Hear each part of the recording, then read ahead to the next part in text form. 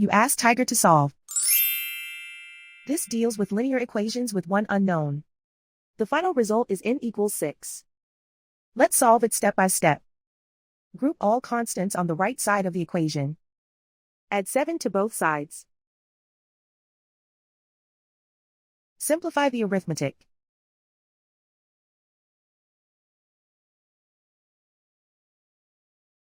Isolate the n. Divide both sides by -8. Cancel out the negatives.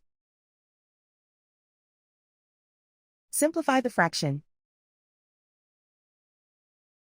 Cancel out the negatives. Find the greatest common factor of the numerator and denominator. Factor out and cancel the greatest common factor. And so the final result is n equals 6.